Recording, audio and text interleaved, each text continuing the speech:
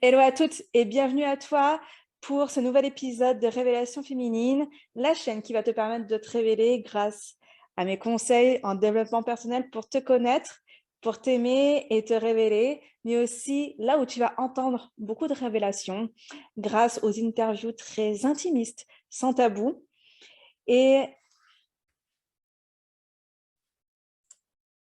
pour me présenter, je m'appelle Jeanne Georges, je suis fondatrice de Révèle, je suis coach en développement personnel, mentor et surtout révélatrice de potentiel. Bienvenue à toi dans ce nouvel épisode. Bonjour à toutes, bonjour Caroline. Bonjour Jeanne. Merci pour ton accueil. Avec plaisir. Donc aujourd'hui, je reçois Caroline qui est gérante de la boutique Tendance et Paillettes à Clermont-Ferrand. Donc Tendance et Paillettes, c'est au centre-ville de Clermont. Et voilà, qu'est-ce que vous allez y retrouver? C'est vraiment un concept de décoration fait main, fait maison par Caroline. Et puis en plus, c'est d'autres créateurs en local, français. Et il y a vraiment l'univers derrière d'éco-responsable qui vient. Donc c'est vraiment un lieu cocooning, un lieu girly. C'est juste trop mignon. Donc il y a l'espace vente, création. Il y a aussi l'espace atelier où elle reçoit pour faire des ateliers adultes, des ateliers enfants, adultes-enfants. Donc ça, c'est cool et ça permet de partager des moments avec ses enfants. Et il y a aussi là la partie événementielle où elle va venir pour décorer, animer, enterrement de vie de jeune fille, anniversaire, baptême. Donc c'est tout un concept. Et là, vous voyez juste au-dessus, les fleurs séchées, par exemple, c'est vraiment typique de la boutique Tendance et Paillettes. C'est juste magnifique. Donc, encore merci, Caroline. Donc, du coup, voilà, Caroline, on a discuté ensemble de ton parcours professionnel et aujourd'hui, on va vraiment parler de ton parcours et de comment tu as créé cette boutique et voilà, tout ce qui se passe dans ta tête et dans ta vie. Et du coup, la première question, voilà, dans ton parcours professionnel, tu as toujours été une personne qui m'a dit qui adore vendre. Et tu aimes le challenge, tu as toujours aimé les challenges dans ton ancienne activité professionnelle, puisque Caroline a été dans la banque auparavant, donc vente et challenge à fond. Et là, j'ai envie qu'on enlève ensemble une croyance que tout le monde peut avoir, des femmes, des mamans qui veulent se lancer dans l'entrepreneuriat, c'est « je ne sais pas vendre, j'aime pas vendre ». J'ai pas envie de ressembler à un marchand de tapis. Et du coup, je voulais vraiment que tu nous en parles, parce que toi qui aimes vendre, j'aimerais vraiment que tu nous en parles, tu nous donnes ta vision et vraiment l'état d'esprit qu'il y a derrière quand tu vends finalement. Alors, l'état d'esprit, il est complètement différent quand je vends mes propres produits ou les produits de créateurs que quand je vendais avant une carte bancaire ou un forfait. Ça n'a absolument rien à voir. Déjà parce qu'on est un peu, entre guillemets, obligé de faire la vente de sa carte bancaire ou comme ça, puisque c'est qu'on nous est demandé. Et on n'y croit pas forcément tout le temps. Il y a des choses où on se dit des fois, c'est complètement aberrant d'avoir telle ou telle chose ensemble. Donc, on est un peu obligé, on est contrainte, on a été formé pour ça dans un travail qui a été fait, donc on est un petit peu obligé. Alors que quand on vend ses propres créations, on ne les vend pas. On a les étoiles dans les yeux et c'est la vérité. Franchement, si je te parle de fleurs, si je te parle de créations que je fais moi, et quand je sais le temps que j'y ai passé, j'ai pas du tout la même approche que si je te vendais la carte comme avant. C'est quelque chose de carré et de conceptuel quand tu te vends une carte ou autre chose. Quand je te vends mon objet, je te vends mon histoire avec. Ouais. Et donc, du coup, je te la vends plus, je te la partage et on rentre dans un autre processus. C'est clair que si je t'explique comment j'ai fait mon produit, comment je l'ai pensé, etc., tu vas venir avec moi, tu vas un peu voyager. Tu vas dire, ah ouais, d'accord, t'as fait comme ça, tu l'as imaginé comme ça. Et si je te parle de pourquoi j'ai mis ça comme ça, du coup, tu vas vraiment être embarqué avec moi. Ouais. Et du coup, je vais pas te vendre un produit, je vais te vendre vraiment, entre guillemets, mon histoire et mon parcours. Et du coup, je vais le faire sans m'en rendre compte, en fait. Et je vais pas du tout avoir à apprendre un discours de vente. Ça m'est jamais arrivé d'avoir un discours de vente à apprendre dans mes propres produits, tu vois. Ça m'arrive pas, je me dis pas, c'est quoi déjà bon, enfin, ça va ensemble, en fait. C'est vraiment quelque chose de hyper fluide. Donc, je me vends pas, en fait. Je te raconte quelque chose, t'y crois pas, t'accroches pas. Là, par contre, ok, on peut comprendre, bien sûr, il n'y a pas de souci. Mais non, je te vends rien. Je te raconte vraiment quelque chose. Et quand tu sens que quelqu'un derrière est passionné, Enfin, ça marche tout seul. En fait, il n'y a pas de... j'ai pas d'objectif fixé à me dire, faut que je vende tant de bougies aujourd'hui. Je t'en vendrai 2, je t'en vendrai 12. Tu verras bien ce que tu as trop envie de faire, mais je n'aurai pas de chiffre précis. Et franchement, si je te raconte bien les choses, normalement, ça doit faire que ça marche. Bah, c'est aussi ça, du coup, l'entrepreneuriat, c'est finalement la liberté d'être toi, d'être authentique et d'aimer, en fait, tout simplement ce que tu fais. Bien sûr. Après, je ne te cache pas que le fait d'avoir eu en background une vraie formation sur la vente, d'avoir aimé ça et de toujours aimer ça vraiment, avoir une relation client, etc., forcément, ça aide. Ouais. Je te mentirais de te dire, franchement, ça m'aide pas. On m'invite tous les jours, ça m'aide avec les fournisseurs, ça m'aide, cette expérience-là, avec les gens que je côtoie, etc., parce qu'il faut aussi des fois avoir un esprit carré et pouvoir répondre aux objections. Oui. Tu vois, il y a bien sûr, quand je vais te vendre la vie, tu vas quand même peut-être me mettre une objection sur telle ou telle chose.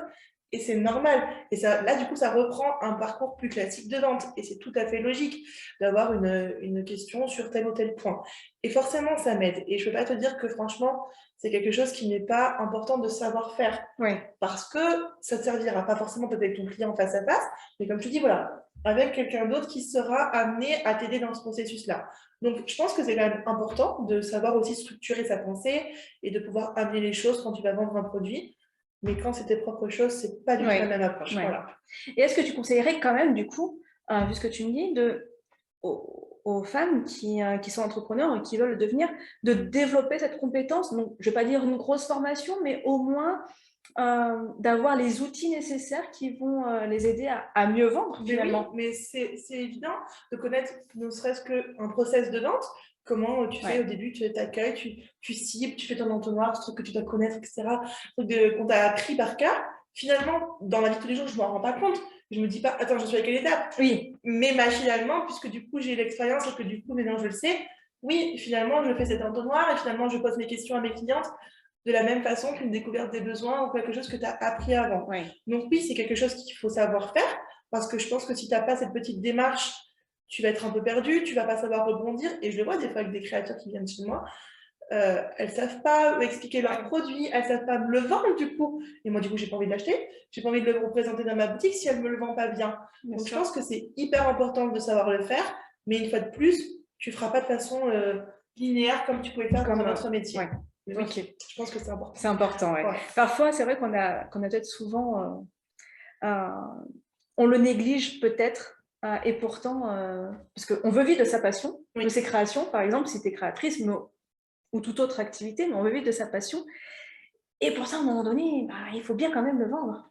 Si tu veux avoir un chiffre d'affaires, si tu veux avoir un revenu, donc c'est hyper important. Il faut le vendre, il faut savoir aussi des fois les démarcher, il faut savoir... un vrai commercial, quoi, franchement. Non, mais c'est clair, hein, c'est vraiment faire toutes les étapes qu'avant, dans ton équipe ou dans ton entreprise, chacun faisait. Maintenant, tu dois tout faire. Donc oui, des fois, tu dois démarcher, des fois, tu dois faire des choses que des fois, c'était tes collègues qui faisaient. Maintenant, c'est à toi de le faire. Donc, tu dois connaître toutes les petites étapes qui sont autour de toi. C'est tout pour toi maintenant. Mais l'intérêt et l'avantage, c'est que tous ces efforts-là, c'est toi qui vas les récupérer. Carrément. Et c'est hyper gratifiant. Et quand je démarche, des fois, je sais pas moi, une boutique ou un revendeur, mais franchement, quand ça match pas, c'est autrement, mais quand ça match, tu es hyper fier. Tu te dis, franchement, mais c'est trop génial d'avoir réussi. Et quand ça marche pas, tu apprends. Tu te dis, ah ok, qu'est-ce qui a pas fonctionné? Qu'est-ce qui m'a justement mis comme objection finalement que ça ne fonctionne pas? Est-ce que du coup, je l'ai mal vendu? Est-ce que voilà, j'ai fait cette erreur-là? Est-ce que je sais pas, après ça peut être tout bête, les prix, les quantités, autre chose, ça peut être ça. Mais du coup, qu'est-ce qui a pas marché? Et franchement, non seulement tu es fier, et en plus tu apprends. Donc non, c'est tout bénéfique. Bon, c'est top. Et du coup, voilà, donc on avance dans ton parcours. Donc comme je vous disais, Caroline était d'abord dans la banque. Et puis, à un moment donné, vient un événement de la vie. Et là, tu apprends que tu es enceinte. Et là, tu décides de tout arrêter. Ouais. Quand j'étais enceinte, j'étais pas dans la banque, j'étais en téléphonie mobile. Tu sais, je travaillais chez Free au tout départ. Et c'est là que les chiffres étaient très, très, très conséquents, etc. Mais effectivement, par contre, quand je suis tombée enceinte, c'est quelque chose que je voulais. Et je pense un peu comme un échappatoire. Je me disais, voilà, j'ai envie d'être enceinte, maintenant j'ai envie de stopper un peu cette machine dans laquelle je suis. Et quand je l'ai su, et ben franchement, du jour au lendemain, je me suis arrêtée, vraiment.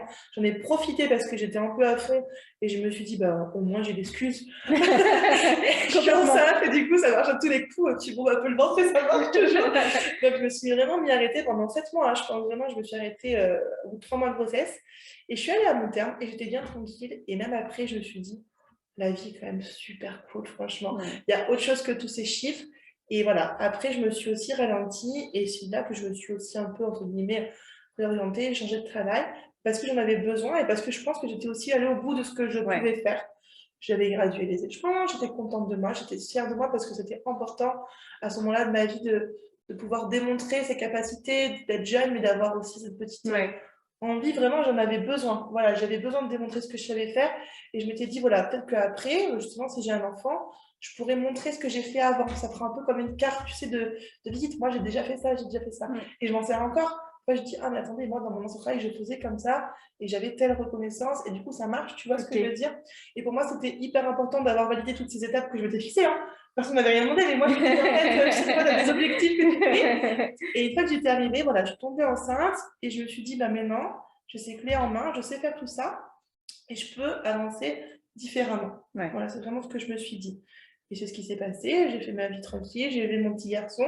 Alors qu'avant, tu vois, je me serais plutôt dit, quand j'étais dans l'autre partie de ma vie, je mettrais mon fils, je sais pas, à la nourrice très rapidement. Alors que pas du tout, finalement, t'as vraiment envie de le garder, cet enfant comme ça. Donc, je m'ai mis longtemps voilà, le refaire garder, à donner ma confiance à quelqu'un, parce que mon enfant, c'est ton enfant, et que bien sûr. c'est pas bien sûr. Mon petit pote. Donc voilà, mais ça m'a vraiment fait du bien, en tout cas, à l'intérieur de moi. Bon, c'est bien. Et du coup, c'est vrai que quand on veut se lancer dans l'entrepreneuriat, quand on est maman, on se pose beaucoup de questions. Parce qu'on sait que l'entrepreneuriat peut prendre du temps, peut prendre de l'énergie. Et du coup, comment ça se passe avec ta famille? Comment tu arrives à gérer cet équilibre? Quel est ton équilibre? Parce que chacun a son équilibre, voilà, comme il le ressent. Mais toi, comment tu as su trouver ton équilibre? Comment tu le sais trouver? Parce que c'est au quotidien.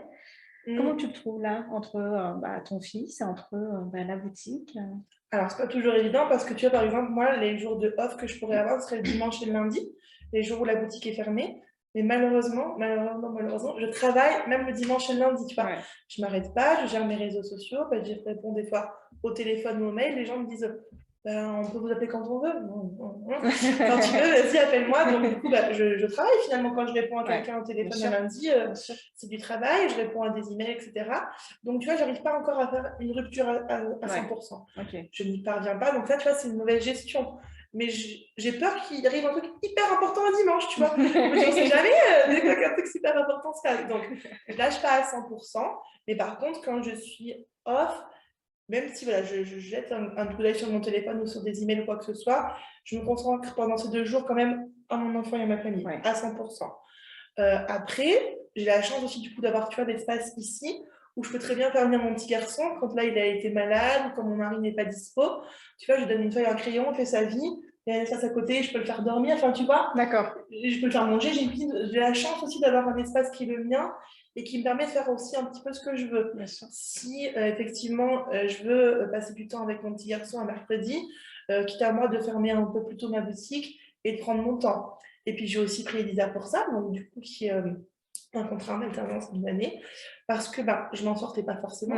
Je voyais vraiment que j'avais envie de tout faire et que ça m'animait énormément, mais que si je le continuais à 100% comme ça, je m'en sortirais pas. Je serais dans le trop et j'y arriverais plus.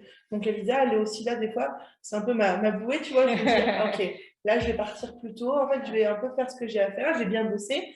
Je vais laisser Elisa gérer un petit peu et je vais prendre du temps pour être avec mon conjoint et mon petit garçon. Donc voilà, j'essaie de le faire venir à moi, d'aller à lui et de stopper un peu quand je peux stopper. Voilà, c'est un peu ça mon équilibre. Ok. Mais du coup, finalement, l'une des clés, c'est de savoir déléguer. Finalement, qui est très dur. Oui, parce que c'est ton petit bébé. Enfin, ton entreprise, c'est ton deuxième enfant, complètement. Hein. Donc, c'est vrai, comme ton enfant, tu as du mal à le laisser à quelqu'un. C'est ça. Donc, mais finalement, c'est l'une des clés pour pouvoir avoir un bon équilibre et pour pouvoir aussi profiter parce que tu as choisi, je pense, l'entrepreneuriat pour l'une des raisons, c'est la liberté aussi de pouvoir gérer tout ça. On sait qu'il y a des moments de rush, effectivement, mais il y a des moments où tu as envie juste de profiter de toi. Non, tu as complètement raison, ouais. Mais c'est très dur de savoir déléguer. Je pense que c'est quelque chose, par contre, là, qui s'apprend, tu vois, enfin, avec l'expérience, vraiment quelque chose qui se fait dans le temps, parce que tu as quelqu'un qui est là pour t'aider, mais tu sais pas quoi lui déléguer. Au départ, tu dis bon. Et puis au fur et à mesure, tu essaies de lui donner des tâches, tu vois qu'elle y arrive. Donc de plus en plus, après, tu te dis bon, ok, ça, elle peut faire, ou ça, j'ai plus le temps de le faire, donc c'est elle qui va le gérer. Ouais. Mais c'est quelque chose de pas évident quand tu as envie de tout faire et quand tu fais tout, de pouvoir déléguer des choses, ben, finalement, tu te dis est-ce qu'elle va être faite aussi bien que moi je l'aurais fait? Sûr. Alors la réponse est souvent oui, c'est aussi bien, pas forcément comme toi tu l'aurais pensé. Oui. Et du coup, c'est tout bête, mais quand elle fait par exemple un visuel que moi je me suis imaginé d'une façon qu'elle me fait d'une autre façon, il faut que j'arrive à accepter que la façon dont elle l'a fait elle, c'est tout aussi bien, mais c'est pas comme moi je l'ai décidé. Donc c'est tout bête, mais il faut réussir à se dire non, c'est bon, allez, ça va, c'est pas comme moi je l'aurais décidé, mais c'est aussi très bien de la façon dont elle fait. Donc ouais, c'est pas évident. C'est bien, ça permet de tester le lâcher prise alors. Parce que moi, c'est pas mon truc, le lâcher prise. Hein. Alors moi, je suis l'anti quand il y a le lâcher prise et puis il y a moi. Donc c'est très dur pour moi. Très dur.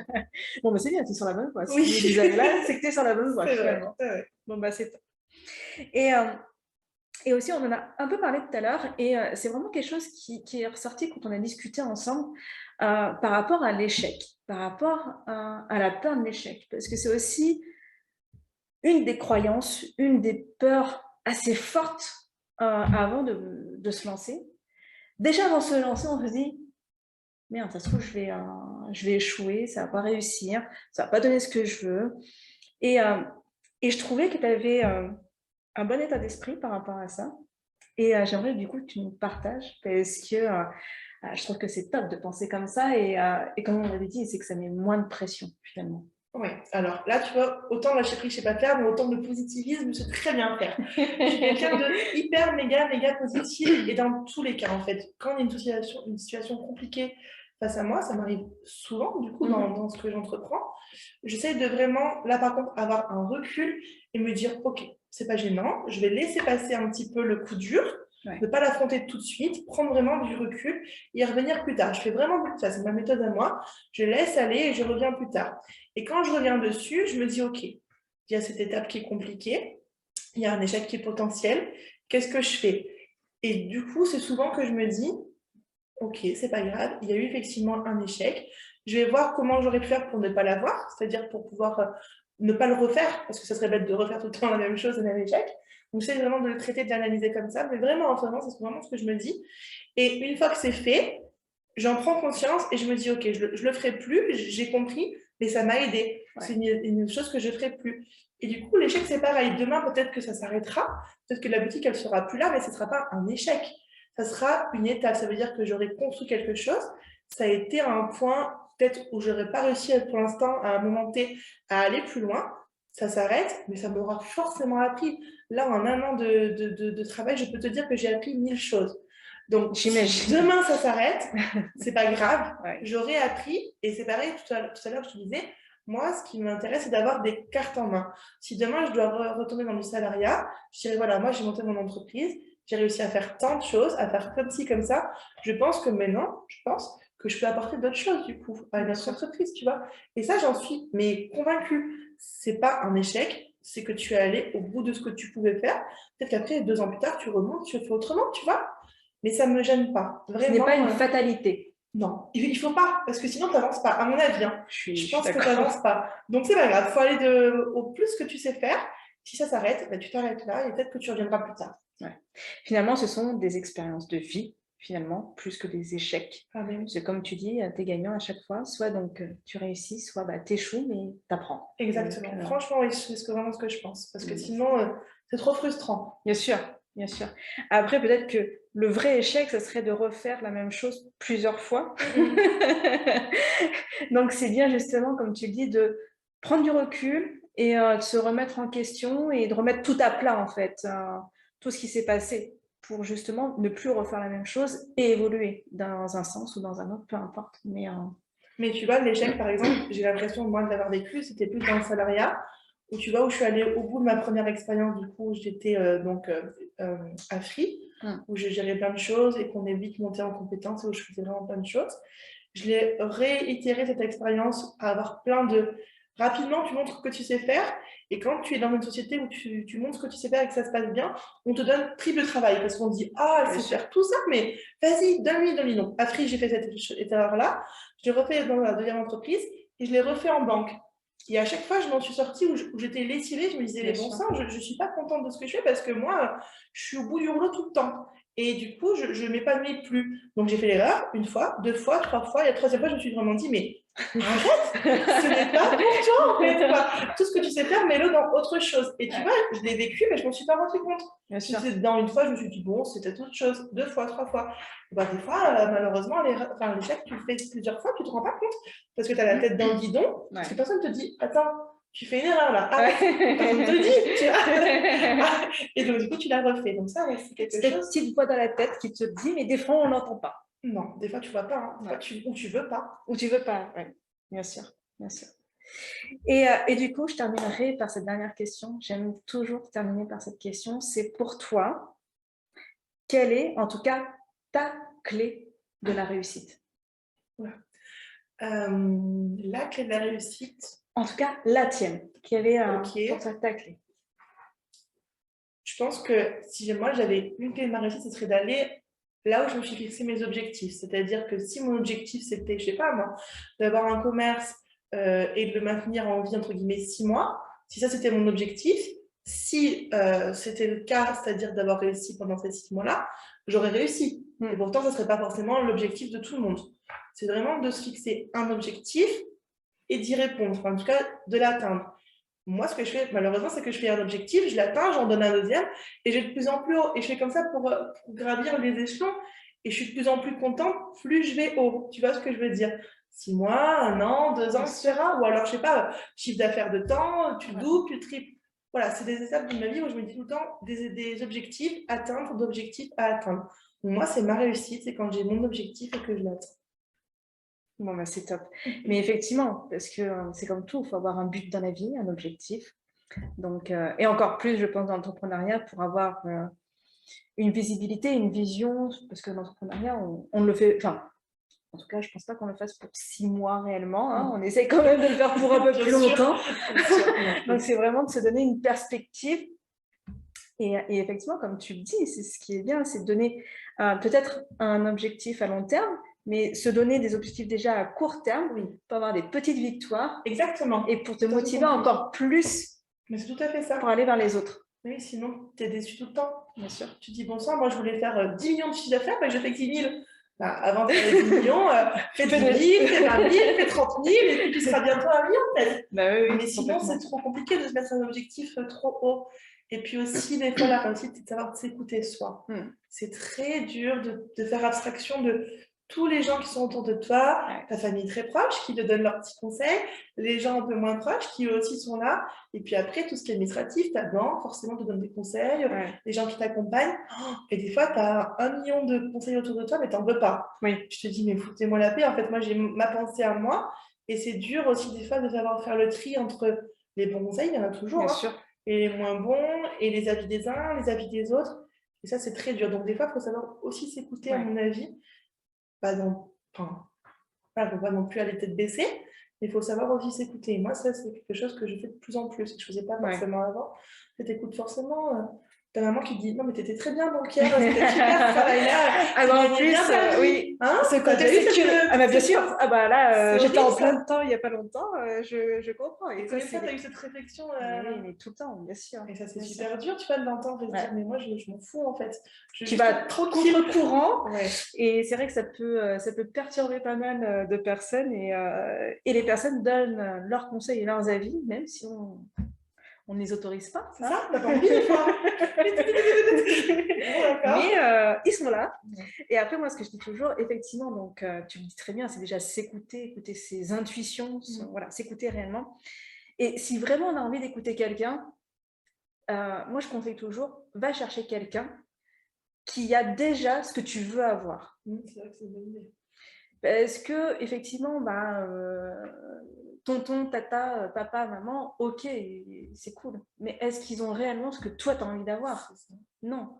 Donc, va voir les personnes qui t'inspirent finalement. C'est vrai que c'est pas bête. Bon conseil. Au moins, tu sais que ce sera des bons conseils, un bon avis, parce que cette personne-là est forcément passée par là où tu es aujourd'hui. Donc, ça peut être que du positif. Donc, du coup, de demander de l'aide, je dirais plutôt ça. Demander de l'aide, demander un avis, mais au moins l'avis, il est, comment dire, il est ciblé. Il est ciblé et il est réel et par quelqu'un qui connaît réellement par quoi tu passes, en fait.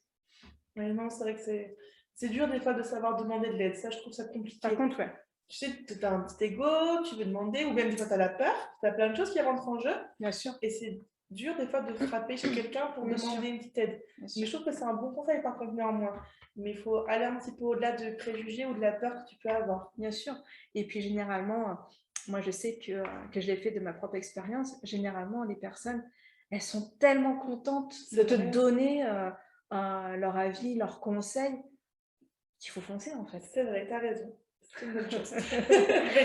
Mais en tout cas, s'écouter, c'est vraiment le top one. Non, c'est vrai, je pense que c'est important ça. Bon, écoute, je t'en remercie en tout cas, Caroline, pour cette interview. Donc, vous retrouvez Caroline sur Instagram, Tendance et Paillettes, sur son site internet. Donc, vous verrez sur Instagram, il y a tout. Sur son site, il y a tout ce qu'elle crée, tous les ateliers, les événements. En tout cas, foncez, allez-y si vous êtes sur Clermont et même ailleurs. Mais allez-y parce que c'est une petite pépite. Merci, très gentil. Merci à toi et je vous souhaite une belle journée. Merci à toi d'avoir suivi cet épisode de Révélation féminine. Tu peux me suivre sur mon site internet Revel Coaching ou même sur les réseaux sociaux à JN Georges. Et je te dis à très vite pour un nouvel épisode de Révélation féminine.